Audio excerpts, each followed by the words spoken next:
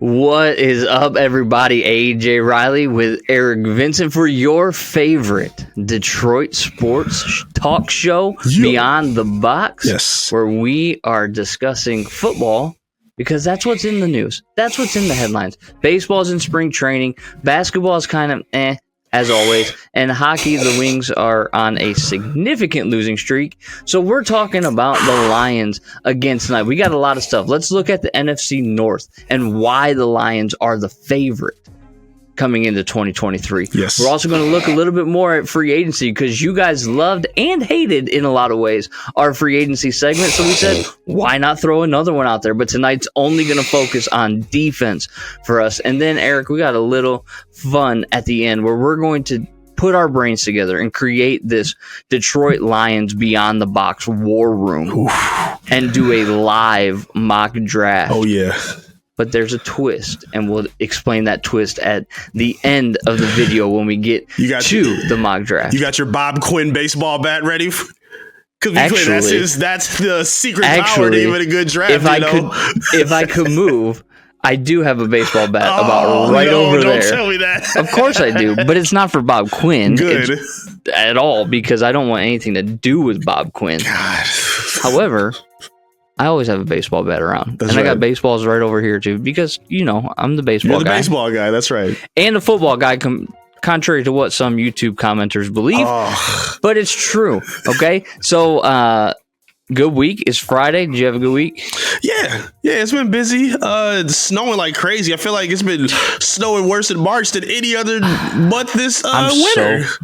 I'm so done with snow. My son's school was canceled again today. Oof. So, it's just unbelievable. It's springtime. Spring training has happened. It should be a cosmic rule that when spring training kicks off, no snow is allowed to fall on the earth ever again. It's still snowing by St. Patrick's Day. That's something wrong. Something's wrong. Save the snow for Russia. Please. They can have the snow. They're tougher than us. Not have snow. But when we get down to it, football season is still in full effect because there's been a ton of news, right? Lamar Jackson gets the non-exclusive franchise tag, which we will talk about that a little bit, especially in this first segment because there's a lot of Lions fans that are interested. I know you specifically have done a few news desk takes about Lamar. It's something that we brought up on the show, so we are going to talk about Lamar a little bit and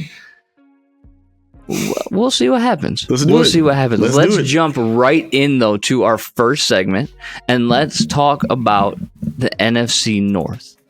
Let's talk about the Detroit Lions heading into the NFC North. It's a division that's up for grabs in a lot of ways, and there's a lot of reasons why it is up for grabs. But we have said on this show, the Lions should be the favorites heading into 2023. For sure. And it's all based on trajectory. Now, I'm going to throw a little caveat in there tonight, and we'll get to that. But let's break down. And let's start by asking this question. The Lamar rumors are out there. We're not getting Lamar Jackson. Let's just put it out there right. We agree. This discussion is not for what would happen if we had Lamar Jackson. That's going to come later in the segment. What we're talking about right now is if the Lions run it back. Jared Goff coming off arguably his second best season of his career. Mm-hmm. If they run it back with who they have, why are they the favorites in the NFC North? They should be the favorites for quite a few reasons.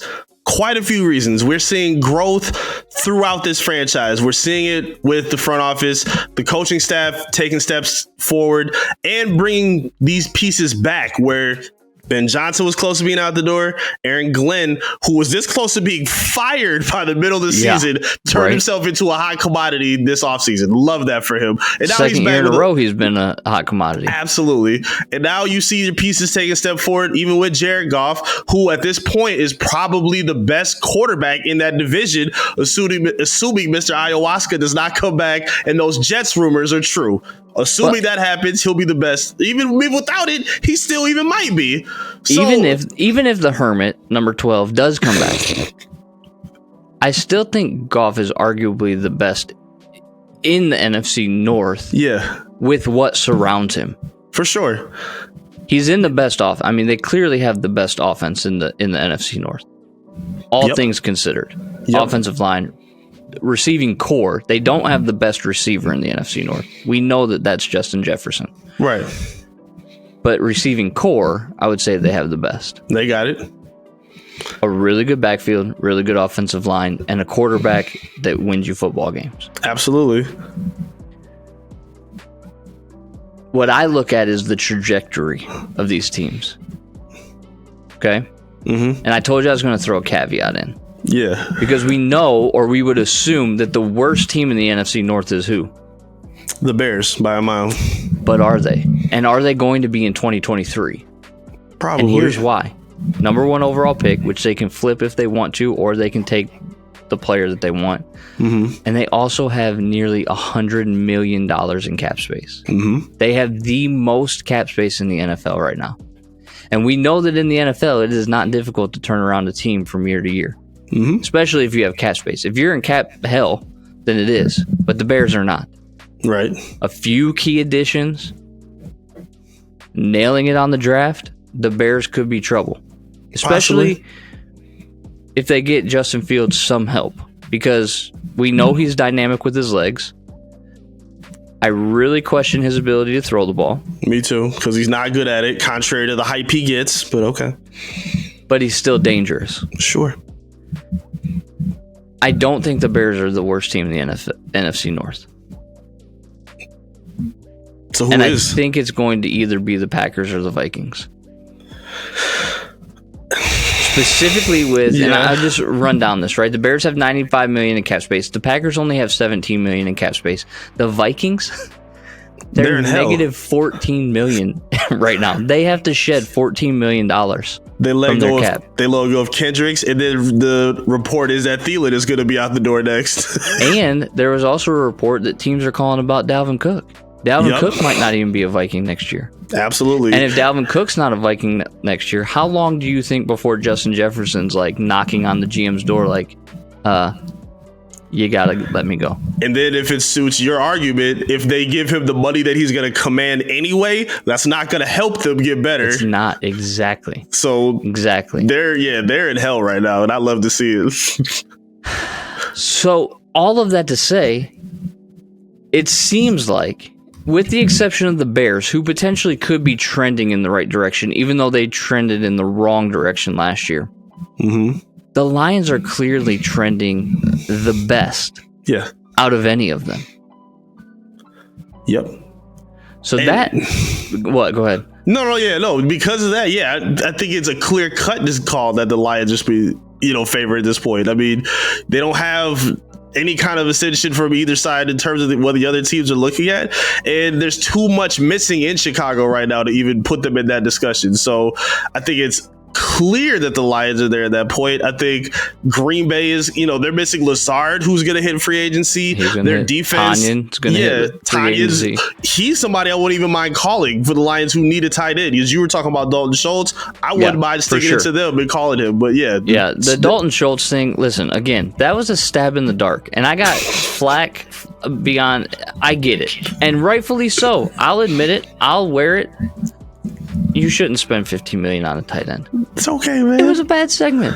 I'm allowed to have one every once in a while because I rarely have them. That was one of them. We own it here. That's what makes us better. That's what makes us real. I'm not paying $15 million for a tight end. So we can just scratch that from the annals of history. It's on the internet. It lives forever. It is what it is. I've wisened up. And I think you'll see that in the way that I handle my free agency in the next segment. Yes. I gotta ask, though. If they run it back, and they are the favorites, what's the ceiling?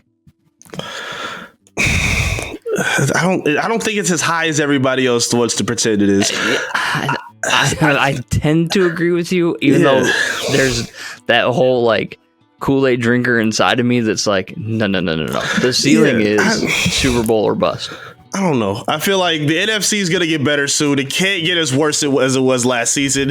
And again, Goff, listen, pay attention to Goff supporters. Goff is good. He's exceeded expectations. We give him the credit he deserves. I just believe that there is a bit of a ceiling. I don't think if you went around and asked all Lions fans or even the Goff supporters, would they all agree that he's a franchise quarterback that you're willing to invest elite money into? If he has the year that we think that the Lions are going to have this season, his price goes up. It's not going to come down. You didn't draft him. He's not going to cut hometown discount. That's not going to happen. So it's going to cost elite money to keep him. And if you believe he's worth that, fine. I just push back and question that with what we've seen. He's a good player. He's good when things are right around him. I truly believe that. When you take things away, he's not the same guy. Right. That's okay. But I just think we need to be honest about that. That's all. So it's interesting that you bring that up about the elite money, because I know you did something on the news desk, which everybody should check that out on YouTube. They drop just about daily. But we put up a poll on YouTube: is Jared Goff worth $50 million a year? And I don't know where that number necessarily came from. I believe it came from Derek Carr's signing, and then us believing that like 50 million mark is the kind of tier that you would put like the elite quarterbacks in, right? Mm-hmm. The reality is, I don't think Jared Goff's going to ask for $50 million a year. I don't. I can't see that being the number. He's only a $30 million player right now. Right. Is he worth an additional 20? No, he's not. He's not in that. He's not Josh Allen. He's not Joe Burrow. He's not Patrick Mahomes. Those are the Justin only Herbert. three. I wouldn't even put Herbert there yet. Worth 50? He's going to get paid like it, though. He's probably going to get paid like it, but where's the production? Those three guys at least have the production. We agree there. Yep. What my thing is when we talk about this poll, and specifically I wanted to call out this poll because 70% of Lions fans said no way, they need a plan to replace Jared Goff. And there's some people in the comments that are pretty hateful, saying like, why are Lions fans so stupid? I don't think it's stupidity to say he's our quarterback for the next 2 years, and that's okay, barring some other move that we will discuss. But him being our quarterback for the next 2 years at a $30 million cap hit, $10 million dead money if he were to be released, which he's not going to be released before 2023. Totally fine. He earned the right. 100% earned the right to be the starting quarterback next year. For sure. But I think there is a ceiling. Yes. And I think that ceiling is what we saw in 2022. Yes. And there's a reason why I think that's his ceiling. First of all, Jared Goff in 2022, it was one of his best statistical seasons. And Brad Holmes even said it's a lot harder to get better at quarterback than it is to get worse at quarterback. Right. The fact that he was able to have that season in 2022, it was great for the Lions. A lot of it, I think, I would attribute to Ben Johnson and his system. Me too. The run 100%. Game. Yep. But we're talking about his second highest QBR, aside from his Super Bowl appearance.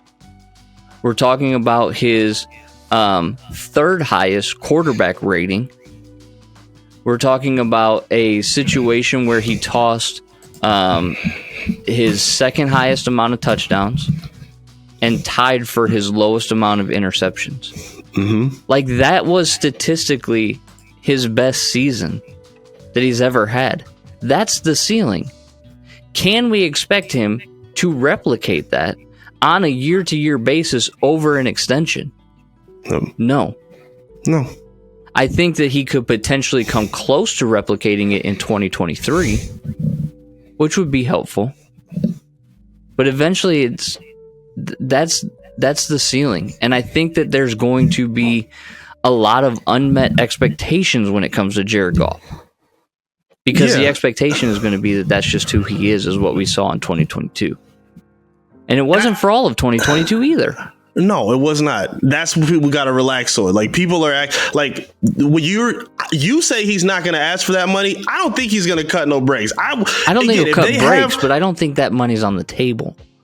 Like, I agree with you. There's no homecoming discount. No. If they get to the playoffs next season, he's going to ask for that. He's going to put that on the table. And to me, that's when you're asking for him to be paid like a franchise quarterback. And to me, I wouldn't do that. To me, franchise quarterbacks they still find a way to look like a franchise quarterback when things are not perfect for them.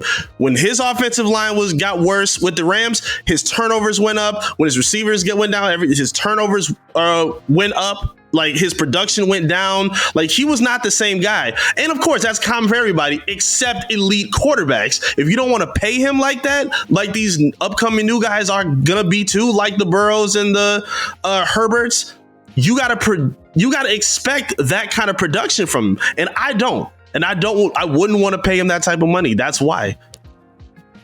I think it best suits the Lions to ride out the contract. You don't extend him now, because you had a season in 2021 that was okay. Not anything really to write home about. 67% completion percentage. That's pretty good. 3,200 yards, 19 touchdowns, 8 interceptions, but literally 6 yards per attempt. 6.6 air yards per attempt. Yep. Like that. Hence why, when I first started this show, he was called Captain Checkdown. Yep. Because he wasn't throwing the ball beyond 6 yards. Nope.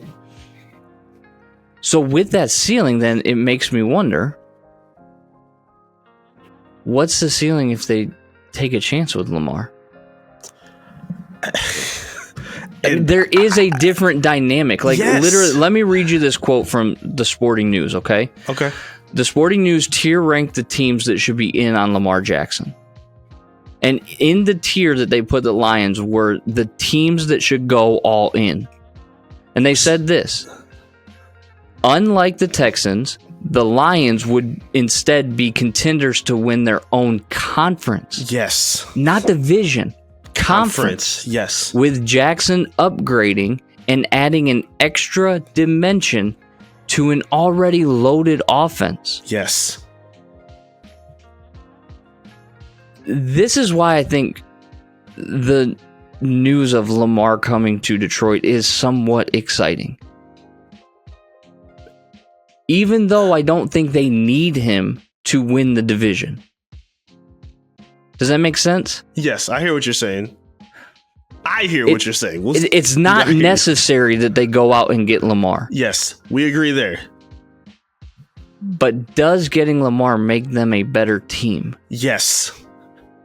That's the point. They don't need him, but is it a clear upgrade where you now compete like thoroughly with Philly, with San Francisco? Like, you're there.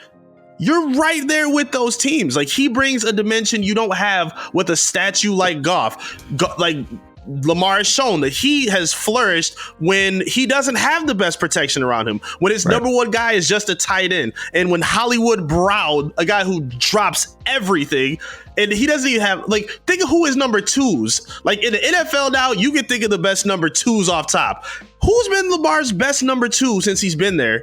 Sammy Watkins was terrible, and I can't think of anyone else that's been there for him. So those production that we've seen from him immediately goes up with what's already set in Detroit. You are absolutely an immediate Super Bowl contender if Lamar is here.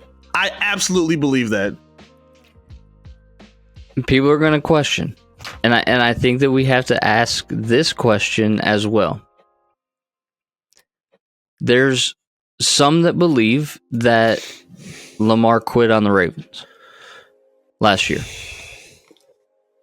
And do you want that in your quarterback? I have my thoughts on it. And first of all, let me get this off my chest too. Okay? I know that he's holding out for guaranteed money. Right. Much like the Browns gave Deshaun Watson. Mm-hmm. But what I think he's failing to understand is the Browns are just stupid. Yeah, that was just wild. That ruined everything. Yes. And then you've got Daniel Jones signing the contract that he signed earlier this week as well, which also kind of screws things up. The only reasonable contract that was like logical was the Geno Smith deal. That was all. I would not pay Lamar Jackson $50 million either. Let me be very, very, very clear about this. I would not. And I also would not entirely guarantee a contract for him. Mm-hmm. However, and I must say this caveat, I fully believe that unguaranteed contracts in the NFL are pure nonsense. 100% pure nonsense. And I respect Lamar for trying to get guaranteed money because of what the Ravens have asked him to do and be over his time there. However, he also needs to be a little reasonable. He's not getting $50 million. There's no team. If he wants guaranteed money, he's either going to have to take less years guaranteed or he's going to have to take less money guaranteed. Because he's not going to be paid what Deshaun was paid guaranteed. Right. For whatever reason, people are not going to invest that. No, but if you want a fully guaranteed contract, lower the expectations just a bit because that's the situation that the NFL has created. Yeah. And that was so hold on. Would you say that he quit? I don't think you answered the question. Right. Sorry. No, you good. It doesn't look good. Let me just put it that way. Okay. I think he's more upset with the Baltimore Ravens organization and the way that they have handled this entire thing, which rightfully so. Like the Ravens look like kind of like morons in this situation. But I don't know if I would go so far as to say that he quit. He was injured. Could he have been with the team? Probably. But it wasn't mandatory that he was there, obviously. He wasn't breaking team rules. So you can't label somebody a quitter that didn't actually quit. He did not pull an Antonio Brown. No. He didn't walk off, strip off his uniform, and head out of the building. And then jog off the field. Right, you know what I'm saying? I need surgery. Oh, do you? Do you, sir? No, I wouldn't say he quit either. And I don't think that's fair because yes, when you have an injury and when you have put your body on the line the way that you have, the way Lamar has for this team, like it's kind of the argument that I have with Calvin Johnson. Like people push back on Calvin getting his money. If I'm in the front office and I've seen you, die for the cause to help us fight the way you have, I'm going to make sure you are all right. And I think that should be the case now. I totally agree with you in terms of the contract. Like Cleveland screwed up everything for everybody. The first guaranteed fully deal. And now Lamar, who probably was more deserving, you could argue, than a guy like Deshaun was. Deshaun wasn't even a top 10 quarterback, in my opinion. Man. So, even with that, like Lamar... Not to even mention the off the field stuff that Deshaun brought with him. You talking about just as a player? Just as a player, like okay. The fact that Lamar did not get the type of deal that Deshaun got with an MVP, multiple playoff appearances, and no off the field issues. None. He's the face of that franchise too. Like I don't understand. He changed Why would the way a free agent ever want to go play for Baltimore after the way they've seen they the gotta way they be treated seeing that. Right. They have to be seeing that. And for me, I would consider him a quitter. But even if you did, football is different for me because I've seen people in the comments. I've seen pushback. Oh, if you don't do your job, like you're not at a he's not at a desk at a corporate job. He's playing football, and he changed the entire way they played. They had Joe Flacco, who was a statue, and they put him in when he got hurt, and he's changed everything about Baltimore. I feel like. I would never call him a quitter in this regard, but I feel like if it comes out some way that he did, I wouldn't blame him for what he's done for this franchise and the way that they've treated him in terms of what his contract is, for the help that they've refused to put around him offensively. Yeah, I would absolutely have a problem too, but his teammates haven't said anything about it. I love that. Yeah. The players around the league are giving him a lot of support. I do love seeing that too. So yeah, I'm on his side for that. So let's do this. Let's put a pin in Lamar Jackson for a little bit. Okay. Now let's transition to the other side of the football and let's move on to our second segment, which is going to be more free agency talk. It's going to be a conversation about how we would, what positions and players we would like to target for the Detroit Lions. Defense only, because we know the defense is a huge hole. And again, we have said multiple times on the show, if they address the defense thoroughly in free agency, then that frees you up in the draft to maybe go after an Anthony Richardson or an offensive Bijan Robinson, right? Yep. So I do want to throw this out before we even get started, okay? To date, according to SpotRack, the Lions have $22.4 million in cap space before letting anybody go. Mm-hmm. I went through and looked at SpotRack and their projected slot values for the draft picks that the Lions have, which totals $14.4 million if they were to sign them all at that projected slot value. Okay, so remember, these are all projections. They can change a little bit, so don't come at me in the comments 2 weeks from now when everything is different. Mm-hmm. That would leave them $8 million to work with in free agency, which is not a ton. No. However, there are 3 guys that I think that they could cut that would free up more cap space. Okay. And give them $26.3 million to work with in free agency. Okay? Yeah.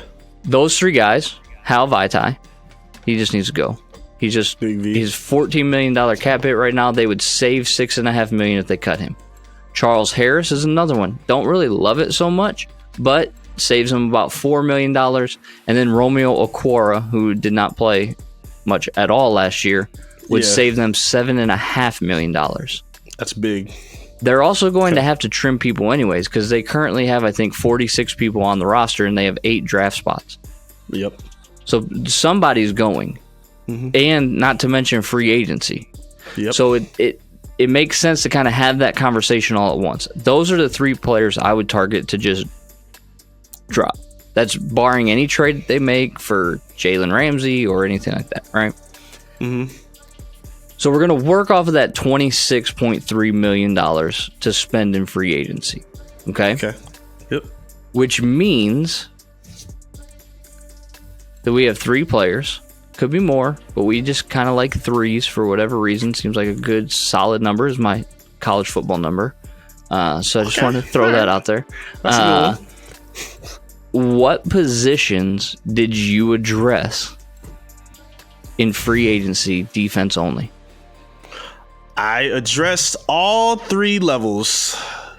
I addressed corner, I addressed linebacker, and I addressed the D-tackle position as well. So just give me one of yours to start, and then I'll tell you mine, and we'll go back and forth. So give me your first cornerback. Or that first level cornerback. Yeah, I'm gonna knock off the my repetitive one. I've got Jamel Dean. Yeah, Jamel Dean is still somebody that's high on my list. 26 years old, great cover skills, good tackler out of Tampa Bay. I don't think they're gonna bring him back. I think he's gonna look for a different deal and a new opportunity somewhere else. And I think he fits in perfect. I think he's a good man shadow player. And I think he has a lot of upside with this defense, and he still gives you the opportunity to sign or draft somebody else to round out a pretty loaded secondary at that point. I believe if you pick him up, I would love to see Jamel Dean here. SpotRack has his market value at $16.5 million a year. You comfortable with that number? Not really. For the 12th best cornerback according to PFF. I mean, he's not. I would feel more comfortable signing him than maybe drafting a corner early. Like outside just the financial, I want somebody that's, like I said, you're that has a little bit more veteran savvy to it. $10 million difference. I understand that. For instance, if they draft a corner at 6, they're only paying him $5.7 million. That's cool, but he might not be ready right away. I think Jamel Dean is going to be ready to go right away. This team is ready to win now. I love addressing the secondary. Okay. However, I didn't address the secondary. What in the world? Who's your number one? We did this so listen, we did this a few weeks ago, and I told you every time I went through the secondary, the best person to sign, in my opinion, in the secondary, aside from Jamel Dean, I didn't want to take him from you, was Patrick Peterson, who's 32 years old. And I don't love that. It was cheap. It was like $4 million, $5 million, but I don't love that. So I thought, I looked at our DSN draft Bible. I was like, the cornerback class is pretty deep. You could get multiple cornerbacks in the draft. So why don't you address free agency elsewhere? So I actually have 2 defensive tackles where we need the most help. Okay. And a linebacker. But I'm going to go with the linebacker first, and he's actually a repeat for me, and it's Tremaine Edmonds. Okay. This dude, I don't care what you have to do to sign Tremaine Edmonds. You sign Tremaine Edmonds. You know why you signed Tremaine Edmonds? Why is that? He's 25 years old. He is. He's been in the league for 4 years. You signed Tremaine Edmonds. Market value from SpotRack is about $11 million per year. Some believe Tom Pelissero today said that he could garner about a $15 million a year contract. I'm okay with either of those numbers. Wow. I'm signing this guy. Okay. He is. If I have a target, like a dartboard target, he is the bullseye. Everybody else is outer rings. He is the bullseye, and that's who I'm aiming for, is Tremaine Edmonds. I'm with that. Solidify that linebacking core. 25 years old, man. He's a little inconsistent sometimes, but he has big game-breaking ability. He's a good player. Very good player. 53rd best defensive player in the league, according to PFF, which I know is not like game-breaking. I understand that, but top 10 linebacker in the league last year. Only 25 years old. Like, that's huge. That's huge. It is. They need that. Yeah. They absolutely need that. I would be okay with that number, too. Who's another free agent you want to sign? I'll stick with the linebacker position, too. I'm all for sticking it to the rivals. Sure. Go after Minnesota's own, who they just got rid of. Go get Eric Kendricks. Okay. I like Eric Kendricks. I like his game a lot. He's very physical, great blitzing linebacker. He gets to the quarterback. He's very good at picking passes off as well. But he didn't blitz as much as he normally does this past season. I think the Lions will find a way to get creative with him, and I think he will be a huge impact player to tip balance within the division and within the NFC. I would love Eric Kendricks here with the Lions. So you want to stick it to a rival? Yes. And so do I. Okay. With a defensive tackle, also from the Vikings, Dalvin Tomlinson, who is a 15th ranked defensive tackle, according to PFF. Only is going to cost about $8.5 a year. Okay. Solidify, plug up that middle. You're going to release Charles Harris. Tomlinson's better. That's my second guy. That's my first defensive tackle and second guy. Just keep sticking it to him since the Hockenson deal. Keep it going. You know what? People are going to eventually refer to this as the curse of TJ Hockenson, because what did he say when he left here? Oh, I get to win. Now I get to win, and guess what? We won more than you, and we're going to take your players and beat you with them. Go ahead. Even though he may sign somewhere else, right? Because he's technically it's very possible. So, who's your number 3 on your list for defensive free agents? My number 3. This one cracked me up when you said it to me. This is also a sticking to him kind of guy. This is a guy I've been high on, even when we drafted him, and he addresses a need. And I don't think he'd be expensive at this point. I'm bringing A'Shawn Robinson back to the Detroit Lions. Bring him back. I'm bringing him back. Matt Patricia said you'd never be back in the league, pal. He wrote you off, and you went and got a Super Bowl ring, show that you can still be valuable to a team. And there are plenty of teams that could use a guy like A'Shawn. He's good in run support. He wouldn't have to play like every down. You're only using him for maybe 2 possession, and then you're not going to have to use him for a while. You bring him in for a year or 2 through this contending window where you're trying to build, draft somebody behind him to let him go after that. Come on back, A'Shawn. Only I would love million. to have A'Shawn back here. $8 million a year market value. I'm cool with that. I'm okay with that. He's a proven player. He has value. I think he would still work here at this defense. So you have overspent your budget. Hey, scared money don't make no money. Let's go. Whatever. We'll make it back. You have spent $34 million in free agency, which means you're either cutting more people, which is fine, or not signing all your draft picks. We having a Girl Scout cookie sale later. We'll make it all back. Don't worry. We'll make it all back. As long as it's the Samoas, I'm all on board. Hey, bull, we got a customer. Let's go. And not Thin Mints. Thin Mints can go burn in the trash can as far as I'm concerned. Those things are disgusting. Whatever. We're getting off track. My third guy. Okay.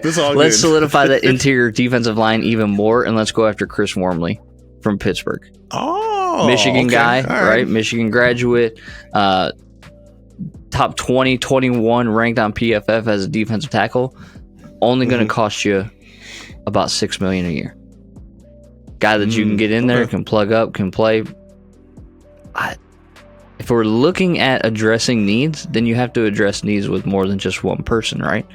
So if They signed an A'Shawn Robinson and a Chris Wormley. Well, guess what? When A'Shawn's not in, Chris can be in. Now we've addressed the need, right? So I don't know. I mean, defensively, there's plenty of ways that you can go. I think with if you were to cut those 3 players and had $26 million to spend in free agency, it would be well worth it to sign multiple people. As long as Tremaine Edmonds is number 1 on that list, he's got to be the top of the list. I feel like Jamel Dean. Like I'll give you Jamel Dean. Like if it's Jamel Dean or Tremaine Edmonds, even though I would prefer Edmonds a little bit more to solidify that front 7 and then address the secondary through the draft. Sure. That's why I didn't put any secondary on my list, because I was like, it's so deep, right? Gonzalez, Witherspoon, all these Branch from Alabama. There's just so many opportunities in the draft that I was like, nah, I'm not even gonna try to address it.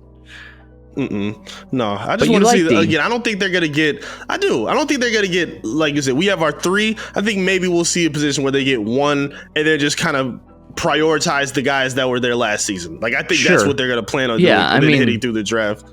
Yeah, you could see them going after a Jamel Dean and re-signing Jamal Williams.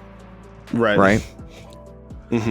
All this free agent talk, though, makes me think about the draft and all the rumors that we were also talking about earlier on the show. And so I want to bite. I want to bite on the Lamar Jackson rumors. Let's do it. And I want to do a mock draft. And I want to do a mock draft live where we trade for Lamar Jackson. And see how that draft would play out for the Detroit Lions. Okay? Are you on board with that? I like it. We got a few rules for our mock draft. We're going to pick 7 rounds. We do have to force the trade for Lamar Jackson. We're going to force that trade based on an article that was written on ESPN today by Bill Barnwell. And he suggested, even though he said that the Lions were like way down on the list of teams that are potential landing spots, what he said was that based on the proposed trade for the Lions from ESPN, it says this: it's tempting to whip up some sort of 4-way trade, but the simplest solution would be to send the 18th and the 48th picks along with Jared Goff to the Ravens for Jackson and the 122nd selection. So that's the trade we're going to make. And actually, like, if we're worried about cap space and all of that, if the Lions were to cut those 3 players we talked about and trade Jared Goff for Lamar Jackson, they obviously wouldn't be giving up 2 firsts for Lamar because Goff has value. But a first this year, a second this year, and Goff for Lamar, and I think it's like a fifth or a 4th. That's the trade. That's the trade that's going to be made. That's rule number 1. We have to force that trade. So we're going to go ahead and do that right now. Number 2 rule: we are allowed to trade picks. So we'll look through the trades, see where they're picking, but we have to believe that they are realistic type trades. Sure. And then prior to the draft, we're going to assume that the Lions were active in free agency, but we're still going to work off of our DSN Draft Bible's team needs, which is cornerback, defensive line, interior or edge, offensive guard, linebacker, tight end, quarterback, in that order. Cool. Okay? Cool. So, and we not really quarterback because they have addressed that with Lamar, even though he would still be the only quarterback on the roster. So, the brain trust of Eric and AJ here. We are going to go ahead and make this trade with the Baltimore Ravens. It is going to be a forced trade. Okay, 125 is what they have here. We're giving up not 6, we're giving up 18 and 48. 18. And Jared Goff. And let's see. Let's see how it plays out. Okay? You ready? Okay.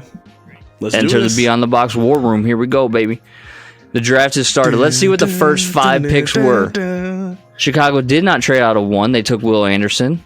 The Texans, right on brand, took Bryce Young. Jalen Carter goes number 3. CJ Stroud goes number 4. Tyree Wilson goes number 5. Wow. Which leaves us with 5 trade proposals or the opportunity to select any of these players. So let's look at the trade proposals. We got one from the Atlanta Falcons. We've got one from the New York Jets, whose next pick is 13. The Steelers at 17. The Bills at 27. Or the San Francisco 49ers at 99. So it's definitely not going to be the San Francisco 49ers. San Francisco, if you don't get out of here, what you trying to do? Yeah, so what you got, Eric? I'm taking a look at what the Falcons are offering, the number 8. We would make down here you have the selected trade, like acceptance of the trade. So we would obviously ask for 8, 75 or second round. Well, we want to move into the second round. I kind of want that second round back a little bit after getting Lamar. So there's a 47% chance that this would be accepted. Do we consider that to be realistic? I would say it's realistic. They need let's see. There's still quarterbacks there. Atlanta needs one. Yeah, I think it's realistic. So you want to move back 2 spots? Let's see if we can move back 2 spots. They accepted. So we've moved back and we've picked up an extra pick. I feel like we might have been able to get an extra pick out of that, but let's go ahead and resume the draft. Probably. Let's see who they took at 6. Though. You get a higher. They took Will Levis, and then Anthony Richardson went right after him. So now we're back on the board with Devin Witherspoon. Do we want to address corner this high in the draft? We have 8 trade options. The Eagles at pick 10, so move back 2 more. The Steelers at 17, the Chargers at 21, the Vikings at 23, the Giants at 25, or the Bengals at 28. We don't want to move out of the first round completely, so we need to make sure that we don't. Okay. I don't know. I want to get you, because I don't want to take a corner super early. And is Joey Porter Jr. still on the board? Joey, because he's one of my favorite players in this draft. Yep, he's still there late. But remember, we don't have a late. We don't have an 18, and his average draft position is right at 18. That's true. So we can either A, make a trade with the Steelers and hope that Porter's there, or we can move back to the Eagles and take a corner as the 10th overall pick instead of the 8th overall pick and gather a few more picks. Are you high on anybody enough to go this early? Because I'm not. Christian Gonzalez at 8. We talked about this last show. At 8? Yeah. And that one, I like him. So again, we're assuming that they're going to be aggressive in free agency as well. Well, we're assuming they're going to be active in free agency. We don't know what. We're not going to say what that is to meet the needs or anything like that. We're just going to work off the fact that we need a cornerback, we need a defensive end or defensive lineman, linebackers, offensive guard. I don't see any of that other than Witherspoon.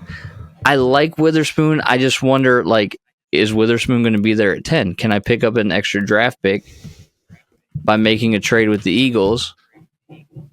Maybe get an additional 3rd round pick for number 8. Right. 59% chance that this goes through. Raise up. I'd be okay with that. I mean, it's still depth and value at that position. You get an extra pick. Yeah, I'm okay with that. So we made that trade, and let's see who they took. So at 8, they took Christian Gonzalez. Okay. Miles Murphy went 9 to the Panthers. Now here we are. Do we take Witherspoon here? We're at the 10th. We're at pick 10. We got 4 trade offers, but I really don't see us trading back 3 times. I don't see us trading back 2 times if we're going to be completely honest. But I didn't really love taking Witherspoon at 8. Do I like taking him at 10? I do.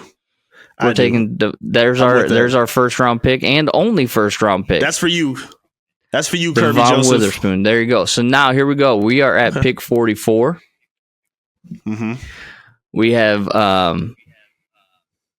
these guys here. Now this guy made a very impressive showing at the draft combine. Also a guard available. I do like that. Jack Campbell from Iowa, who's we're not going quarterback. No, we're not going quarterback. McKee's I think not that coming here. quarterback should be on the table, but should be on the table around the 6th round as a backup option. We can wait. We don't need to. At this point, we can wait. Do we like the edge? Do we like the guard? Because you've got a linebacker, which is an area of need. You've got a guard, which is an area of need. You've got some edges, and you could always use more edges. I think you go with the edge. I think you find the best you want value. BJ Ojulari, still address or do you want Felix? AU. I think I want to go with Ojulari. Okay. I think I like him a little bit more. I think he brings a little bit more. All right, upside. now we're back. 2nd round, pick 55. Again, quarterback. Again, guard. Again, linebacker. Ooh. The guard is very intriguing to me. It's kind of sandwich it after we made 2 defensive picks. I think we draft the guard.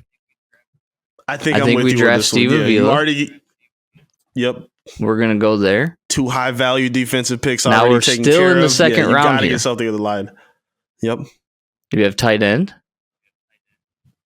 Garrett Williams, Andre Carter from Army, Diane Henley from Washington State. If we go down a little bit, Sidney Brown's there. Can shore up that secondary a little bit more. Tre'Vius Hodges-Tomlinson is interesting, although I think that you could get him much later. I want to say we did not take a linebacker. We're not taking a linebacker. I think you go with a linebacker at this point. Too. I think you're going best available defense at this point still. And yeah, I think so now we're into the 3rd round. We have already made how many picks? Like 5 picks. DJ Turner just went. Cedric Tillman went. Zach Charbonnet went to the Patriots just to fill some people in. Sam Laporta, the athletic tight end from Iowa, he went there. And here's what we're left with. Eli Ricks, another cornerback. Jamie Robinson, interesting. We could go wide receiver. A lot of safeties. Yeah, seeing a lot of safeties get mocked. I would still want to stick with defense. Some more secondary help. Yeah, probably the secondary. Garrett Wilson, corner at this point. Tre'Vius Hodges-Tomlinson, Eli Ricks, Carl Brooks, Bowling Green edge. I feel like if they take a lot of corners that Okudah might not be back. I feel like they're going to deny that option. I don't feel that's going to happen too. For some reason, I feel like that's going to happen. I wouldn't mind taking another corner right here. What do you think? I like that idea. The only thing is we've lost Deshaun Robinson. Or Deshaun Elliott, not Deshaun Robinson. I don't know who that is. Yeah, so we don't have Deshaun Elliott. Yeah. Tracy Walker coming back off the Achilles. Jamie Robinson here could be a nice pickup. Seems like it's on value, right? Average draft position. He's 63rd ranked. Average draft position, 82. We're at 81. It's not like it's a reach. So we'll go ahead and draft a safety there. Good secondary help, yep. And now we wait till pick 125, the pick that we got back from the Ravens after making this trade with... Yep. Now here's where it gets really interesting. Dwayne McBride from UAB. Do you go... Because we've not addressed defensive interior. Yeah. I want to get Lamar some help. I want to get him a tight end at some point. I want to get him a receiver at some point. I've done these mocks enough to just wait. Just hold your horses. Yes, that's where I'm going. That's not. I don't want to do that. Let's get the defensive interior help. Love it. Yeah. Love it. Yep. Wait until round 5 or round. We got you, Lamar. Don't worry. 5. We got you, bro. Okay, so Dwayne McBride is still there. Still hanging there. Ooh, average draft position 141. Dorian Williams, Kobe Turner. More defensive interior help. The edge rusher is a tight end. Aiden O'Connell as a quarterback. Davis Allen. I kind of like this. You just thinking about the running back? If they do that, like I'm scared about them drafting a running back this season. Why? They need to. Because I don't know what that means for Jamal or Swift. Because I'm not just thinking about this coming season. I understand I'm thinking about the next but two. you have to understand that this is the last year that you have Swift. Yep. Okay. All right, let's do it. Let's grab McBride. And we will get a report card grade after this. Okay. Oh, I can't wait. We got a tweeter. We're at the 6th round. Do we want to look for tight end help with like Davis Allen? Do we want to look quarterback as a backup? We can select this by Ronnie Bell's there, which might be a little bit of a reach, but it's the 6th round. Yeah. We don't have a 7th round pick. We have 2 6th round picks. We have 2 6. I feel like Ronnie Bell's going to be there later. You're not that far. I mean, you're pick 182 and 193, so 11 more picks. He'll be there. They need a receiver. They do need some tight end help. I think they did a good job on defense. I don't think they need to OD on defensive drafting the way everybody else believes so. I would take Davis Allen right here. I wouldn't get. Let's see who's available at tight end. Okay. So you have Davis Allen, average draft position 198, not a huge reach. Okay. Who I thought was going to be here, who I have seen here, is Luke Schoonmaker from Michigan. Okay. But obviously he's been taken. So let's take Davis Allen. Okay. I mean, James Mitchell can become friends. Lamar will be happy about that. Yeah. And now we come to our last pick of the draft. So the question is, do we go for a receiver, late round receiver? There he is. He's there like we thought. Still a little bit of a reach. Yep. Do we take a young quarterback?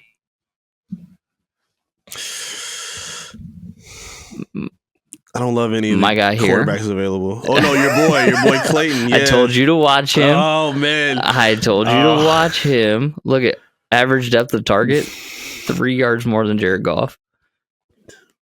Like, not too bad. He's a little slow getting rid of the ball, but also was not helped by his receivers that well.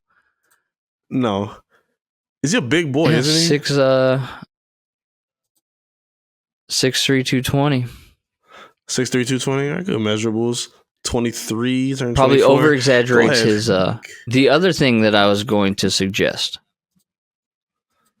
is this.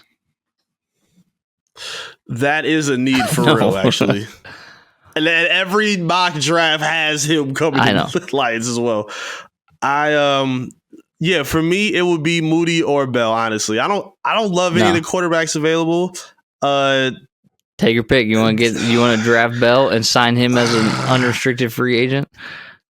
You really want to, though. So no, I'm okay. I'm okay.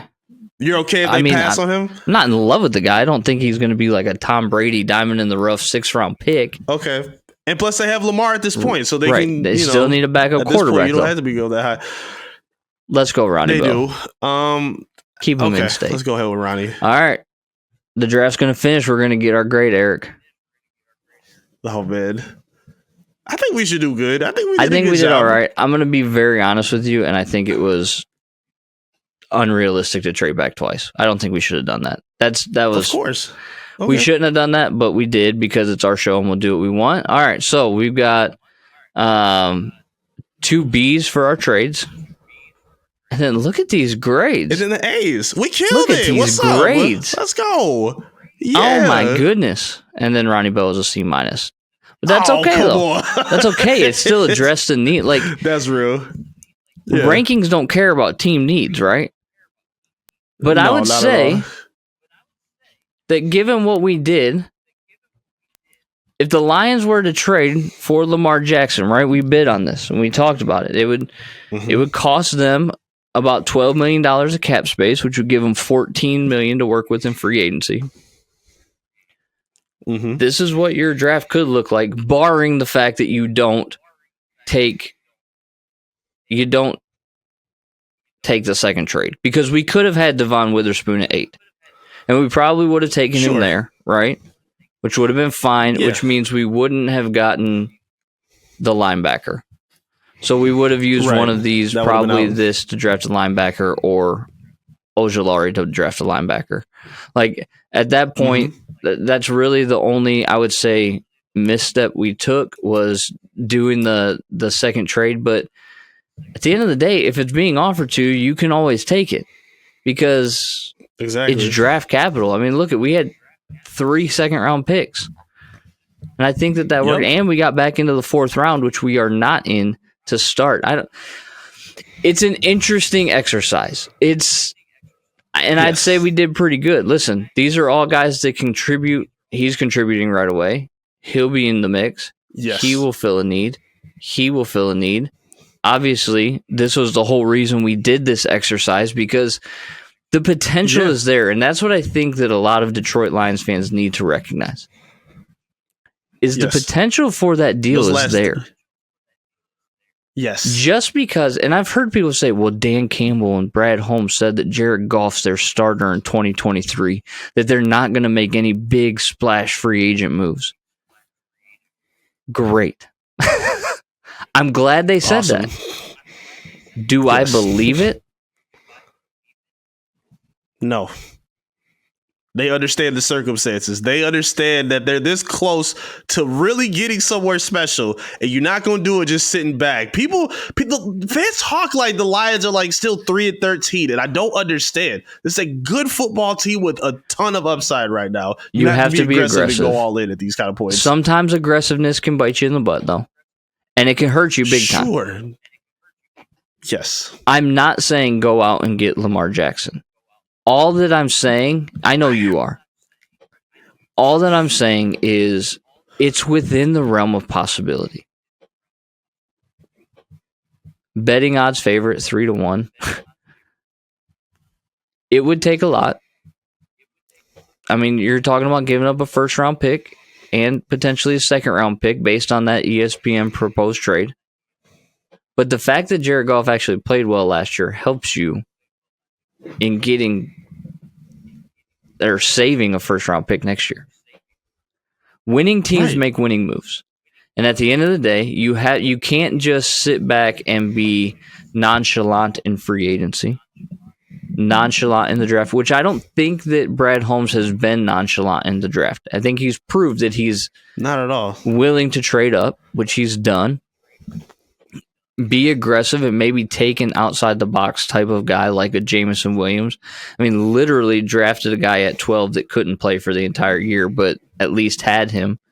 And, I mean, to his credit or not, getting J-Mo in the 1st round gives them that extra 5th-year option. So, yes, it's kind of you're getting them for 4 years one way or the other, right? Yeah. Yes. It's within the realm of possibility for Brad Holmes to make a deal like this. Do I think it would be a smart move? I'm kind of indifferent on that. I don't think it would be a stupid move, but I also don't think it would be necessarily like a home run genius move, for the sole fact that you do have to keep Lamar healthy.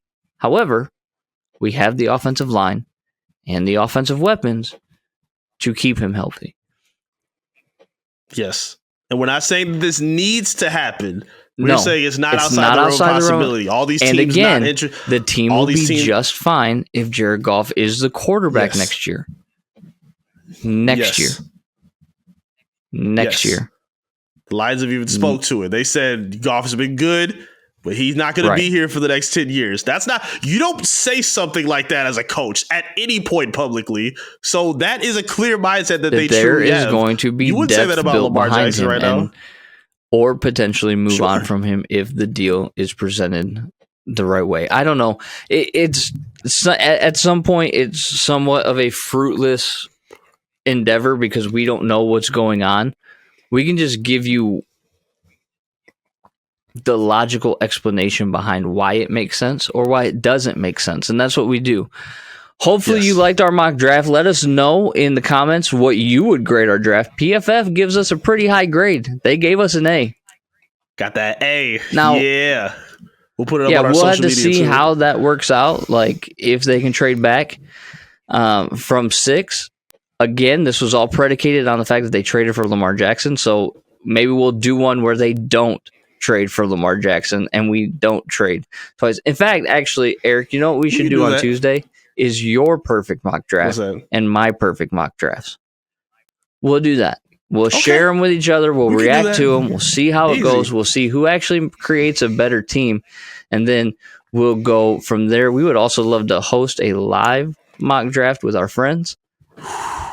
And so we will let you know when that's going to be. And then we will be live for the first round of the NFL draft after they've acquired Lamar Jackson, traded down twice, and drafted Devon Witherspoon, because we basically can see the future. That's why you tune in to Beyond the Box. So make sure you catch us every Tuesday and Friday night on YouTube. Make sure you subscribe and pound that bell for notifications. He's Eric Vincent. I'm AJ Riley. This is Beyond the Box, your favorite Detroit sports show. We'll see you soon.